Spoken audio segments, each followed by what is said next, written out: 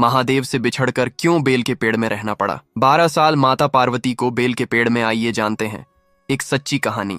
एक बार माता पार्वती और महादेव घने वन से होकर जा रहे थे। चलते चलते माता पार्वती को अचानक भूख लग गई। उन्होंने प्रेम पूर्वक महादेव से कहा, प्रिय स्वामी, मुझे बहुत भूख लगी है, कृपया इस वन से मेरे लिए कोई फल ले आइए। महादेव मुस्कुराते हुए बोले, हे प्रिया देवी, इस वन के फल तुम्हें रुचिकर नहीं लगेंगे। माता पार्वती ने आश्चर्य से पूछा, ऐसा क्यों स्वामी? इस वन में ऐसा क्या है जो मुझे पसंद नहीं आएगा? मुझे कुछ ना कुछ अवश्य खाना है, मेरी भूख शांत होनी चाहिए। महादेव बोले, देवी, मुझे समझ नहीं आ रहा कि इस वन से तुम्हारे लिए क्या लाऊं। तब माता पार्वती ने कहा, जो भोजन आपको सबसे अधिक प्रिय है वही मेरे लिए ले आइए, उसके अतिरिक्त मैं कुछ नहीं खाऊंगी। यह सुनकर महादेव एक बेल के वृक्ष के पास पहुंचे और वहां से बेल फल तोड़कर माता पार्वती को दे दी। बेल फल देखकर माता पार्वती बहुत प्रसन्न हुई।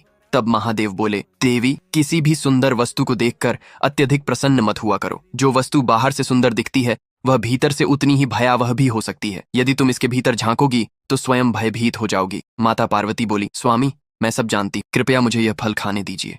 महादेव ने कहा, ठीक है देवी, अब इस विषय में मुझे और मत सताओ। माता पार्वती ने जैसे ही पहला बेल फल तोड़ा, उसमें से एक भयानक सांप निकल आया। ये देखकर वे भय से बेल को फेंक देती हैं और कहती हैं, हे प्रभु, यह मैं क्या देख रही हूँ? मेरे फल में इतना भयानक सांप क्यों? उन्होंने दूसरा बेल फल तोड़ा, उसमें से भी सांप निकल आया। तब माता पार्वती क्रोधित होकर बोली, प्रिय स्वामी, मैं जानती हूँ आप अत्यंत शक्तिशाली हैं, परंतु भूखे व्यक्ति के साथ इस प्रकार का मजाक करना उचित नहीं है। महादेव शांत स्वर में बोले, हे देवी, यह सब मैंने नहीं किया, यह तुम्हारे प्रिय पुत्र गणेश का किया हुआ है। माता पार्वती ने आश्चर्य से कहा, परंतु गणेश तो मेरे साथ नहीं है, उन्होंने ऐसा कब किया? तब महादेव बोले, देवी, यह बेल का वृक्ष पहले फल नहीं देता था। इसने एक बार तुम्हारे पुत्र गणेश से वरदान मांगा था कि यदि इसमें बेल फल लगे तो यह उनके लिए व्रत करेगा, परंतु इसने अपना व्रत पूरा नहीं किया। इस कारण क्रोधित होकर गणेश ने इसे सांप बना दिया। यह सुनकर माता पार्वती बोली, स्वामी, मैं अपने पुत्र गणेश के लिए व्रत करूंगी ताकि यह वृक्ष अपने श्राप से मुक्त हो जाए। महादेव जोर से हंसते हुए बोले, हे देवी, केवल व्रत करने से यह शाप मुक्त नहीं होगा। इसके लिए तुम्हें 12 वर्षों तक इसी वृक्ष में वास करना होगा